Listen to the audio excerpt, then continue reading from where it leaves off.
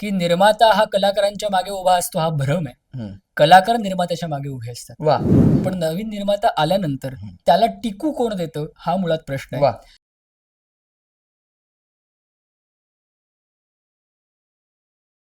नमस्कार, मी गणेश आचवल. स्वामी कृपा क्रिएशन्स या युट्यूब चॅनलमध्ये तुम्हा सर्वांचं मनपूर्वक स्वागत करतो. निमित्त आहे एका नव्या कोऱ्या मराठी नाटकाचं, ज्याचं नाव आहे कॅरी ऑन स्पायगिरी.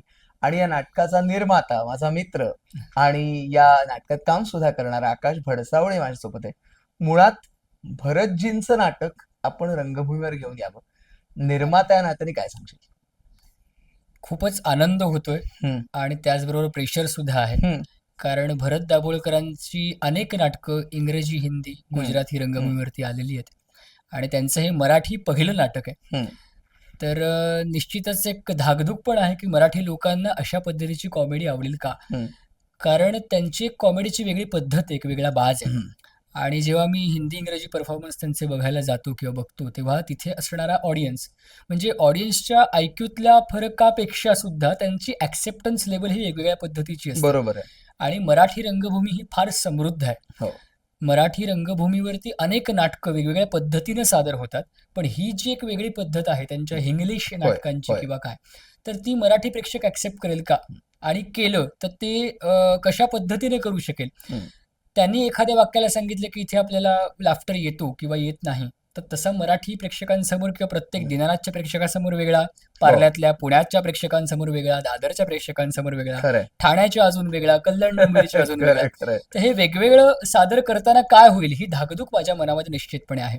पण आनंद याच गोष्टीचा आहे की भरतजींसारखा एक मोठा खमका माणूस Correct. आज माझ्या मागे उभा आहे. खरंय. माझ्या मागे उभा आहे मी याच करता म्हणेन की निर्माता हा कलाकारांच्या मागे उभा असतो हा भ्रम आहे. हम्म. कलाकार निर्मात्याच्या मागे उभे असतात वा आणि त्यामुळे निर्माता टिकतो, निर्माता जगतो, निर्माता अनेक नवीन नाटकं करू शकतो. वाव एक गोष्ट अशी मला निश्चितपणे सांगावीशी वाटते की अनेक जण म्हणतात की नवीन निर्माते या क्षेत्रामध्ये येत नाहीत. याचं कारण त्याला आपलीच मंडळी फार जबाबदार असतात. नवीन निर्माते यावे म्हणून अनेक जण ओरड करतात फक्त, पण नवीन निर्माता आल्यानंतर त्याला टिकू कोण देतं हा मुळात प्रश्न आहे. वा प्रथितयश माणसं किंवा ज्यांना फार मोठं फेम मिळालेली अशी मंडळी जी स्वभावाने उत्तम असतात, चांगली असतात, अशी माणसं आपल्याला कॉपरेट करतात. पण काहींचा स्वभाव त्याहून वेगळा किंवा वेगळ्या पद्धतीचा असू शकतो. तर माझ्याकडे मी सुदैवानं म्हणेन की माझी अखंड टीम ही निर्मात्याच्या मागे उभी राहणार आहे. हम्म, हम्म. म्हणजे भिवू नकोस मी तुझ्या पाठीशी हे निर्माता कलाकारांना कधी म्हणत नसतो. बॅकस्टेजवाले कलाकारांना म्हणतात आणि कलाकार निर्मात्याला म्हणतात. हम्म. आणि म्हणून निर्माता पुढे नाटक घेऊन जाऊ शकतो. हम्म. तर माझ्याकडे एवढा मोठा हिमालय एवढा मोठा माणूस आहे. वा काय हवं अजून मला? खरंय. त्यांचं इंग्रजी नाटक आहे कॅरी ऑन स्पाईंग, ते बघायला मी गेलो होतो. म्हटलं हे नाटक मराठीत होईल का? तर भरतजी म्हणाले की अरे मराठी मी कधी केलेलं नाहीये, पण मला करायची इच्छा आहे. तर त्यांनी अनेकदा आलेल्या ऑफर्स नाकारलेल्या आहेत, पण केवळ तू करतोयस म्हणून मी करीन असं ते मला म्हणाले. वा आणि ते झालं क्या बात आहे. योगायोगानं. योगायोगानं. खरंय. मी गौरवकडे येणार आहे. गौरव आणि सुयश दोघंही तुमच्या भूमिकेबद्दल सांग. या नाटकामध्ये एक प्रधान नावाचा एक कॅरेक्टर आहे, जो त्या एम्बॅसीचा एक अधिकारी आहे. म्हणजे पॅरेमोन दीक्षित हे जे काही घोळ घालतात ते त्याचं निस्तारण्याचं काम आहे. तर ते रोल मी आणि आकाश आम्ही करणार आहोत असं. आणि हे नाटक तुम्ही नक्की सर्वांनी आवर्जून बघायला या, कारण तिथे एक टोटली मॅड कॉमेडी, एक वेगळाच कॉमेडीचा बाज आहे. दाभोळकरी विनोदी शैली वा. आहे, ती नक्की तुम्हाला अनुभवायला मिळेल इथे. खरंय. त्याच्यामुळे सर्वांना आव्हान आहे की जरूर जरूर जरूर. तुमच्या आसपासच्या थिएटरमध्ये या. नाही, दाभोळकरी शैली म्हणजे मला म्हणायचं तेच आहे की दाभोळकरी पॅटर्न आम्ही का म्हणतोय की अनेक इंग्रजी नाटकं, हिंदी नाटकं होत असतात, झालेली आहेत, परंतु दाभोळकरांचा जो एक टच असतो वेगळा, बरोबर. मिडास टच, करेक्ट आहे. तो त्यांच्या प्रत्येक नाटकाला असतो. आणि मी आवर्जून सांगेन की अजूनही हिंदी, इंग्रजी, गुजराती नाटकं ही केवळ आणि केवळ भरत दाभोळकर हे नाव आहे म्हणून होतात हाऊसफुल. खरंय. मराठीतही होतील याची मला खात्री आहे, कारण मराठी लोकांना भरत दाभोळकर हे नाव काही प्रश्नच नाही. अपरिचित नाही. खरंय. तो माणूस सर्व जसं नारद मुनी त्रिखंडात वावरत असतात तसे आमचे भरत दाभोळकर त्रिखंडात वावरत असतात. प्रत्येक रंगभूमीविषयी त्यांना तितकीच जाण आहे. खरंय. कुठलं मराठीमध्ये नवीन नाटक आलंय, कुठलं चालतंय, कुठलं चालत नाहीये, का चालत नाही, त्याची कारणं काही वेगळी आहेत का, ह्या सगळ्याचा त्यांचा एक बारीक अभ्यास असतो आणि ते आम्हाला असे मध्ये मध्ये खोदून विचारतात. जे मराठी नाटकाचा निर्माता आणि अभिनेता असूनही आम्हाला बऱ्याच गोष्टी माहीत नसतात, त्याच्याही बारीक बारीक खाच खळगे त्यांना ठाऊक असतात. त्यामुळे तो माणूस आमच्या बरोबर आहे. सुयश, मगाशी जेव्हा रंगीत तालीम बघत होतो तेव्हा तुझं कॅरेक्टर तर फार धमाल दिसलं. तू सांग ना त्याविषयी. माझं कॅरेक्टर याच्यामध्ये मी लिंगम नावाचा एक कॅरेक्टर आहे.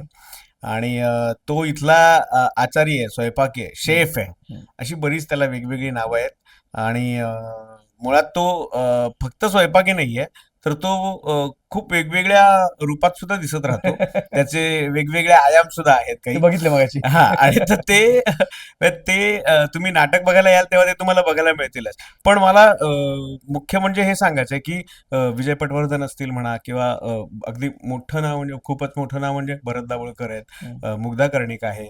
ह्या सगळ्यांबरोबर मी पहिल्यांदा नाटक करतोय. नाटक मी गेले अनेक वर्ष करतोय, पण ह्या सगळ्यांबरोबर पहिल्यांदा करतोय.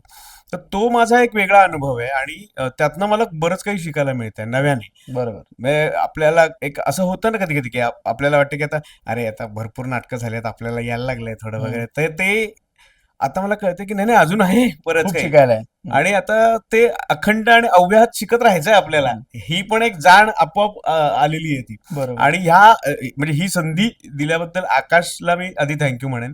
आणि दुसरी गोष्ट, मगाचपासून काय दाभोळकरी शैलीबद्दल दाभोळकरी बोलणं शैली. चालू आहे किंवा काय, तर एक थोडं सांगावंसं हे वाटेल की एक सार्कॅझम आहे त्या सगळ्या गोष्टींमध्ये, आणि तो सार्कॅझम मधनं निघणारा जो विनोद आहे तो विनोद नक्कीच सगळ्या मराठी प्रेक्षकांना आवडेल आणि ते अगदीच आवर्जून हे नाटक बघायला येतच राहतील, खरंय. असं मला कायम वाटतं. खरंय. आणि म्हणजे बघा ना, की सध्या बघा की आपण म्हणतो की एक विनोदी म्हटल्यानंतर कुठेतरी बिलो द बेल्ट वगैरे असे जोक्स असतात, पण असा कुठल्याही प्रकारचा जोक याच्यात नाही.